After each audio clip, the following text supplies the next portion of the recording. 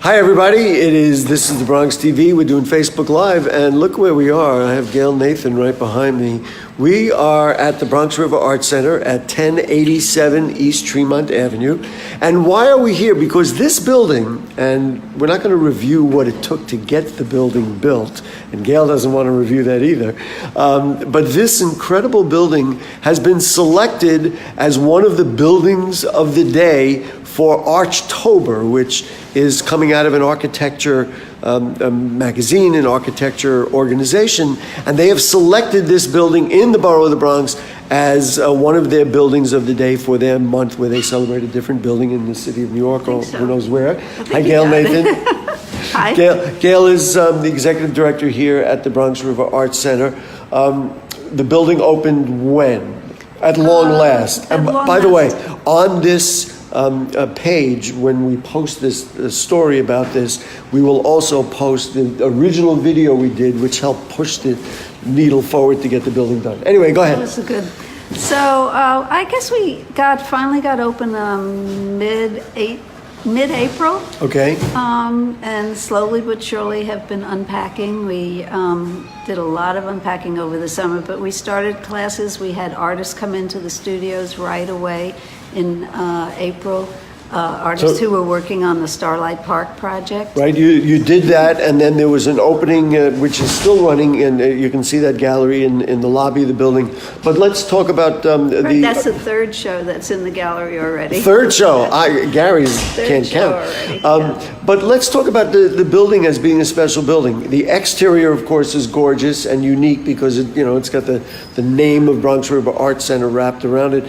But the building itself, now, it's got incredible space. Just tell me about why this building works or will continue to work so well for people making artwork. Well, it's easy to see. I mean, you can see all the wind. You can see this is natural light. We don't have any lights on right now. It's a cloudy day, and it's still, the light is just spectacular coming into the building.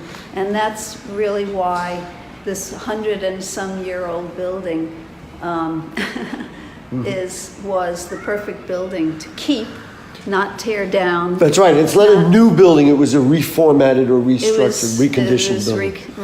Renovated, restored. We should give the architect credit. The architect is?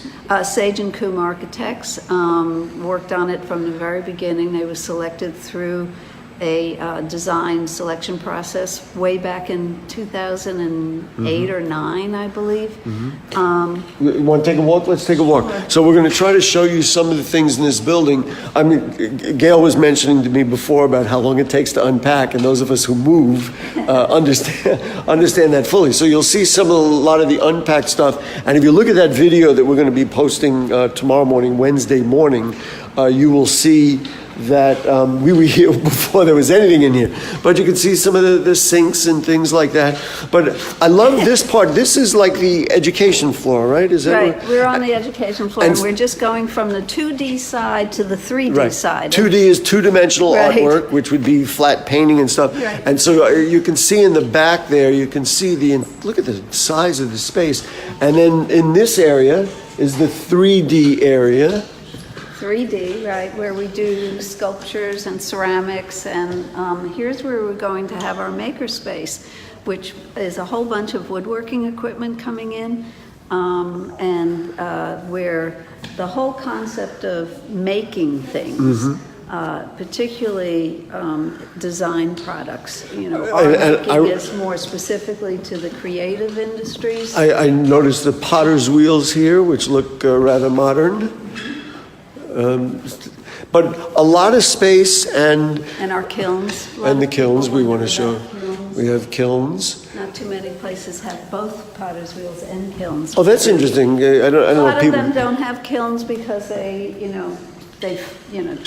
a lot of conditions, like we have special ventilation for them, and they fire up really hot, so you have to have them set up properly. And so one of the issues I know was in order to do this right, and we'd like to think that the city has done this right ultimately. Took them a while, but they did do it right. Come close to me. They did do it right. Is that there were many considerations for this. It wasn't just like putting up a building and putting in square spaces, and that's why Archtober has selected tomorrow will be the Bronx River Arts Center Building of the Day. Building of the Day. Another thing that they mentioned actually in their literature about the building is its location. We could see, I don't know, through the window, you could see, I don't know if you can see it, it's kind of hard to look through the window, but you can see the train stations are right here. Let's see if we can get a shot of that.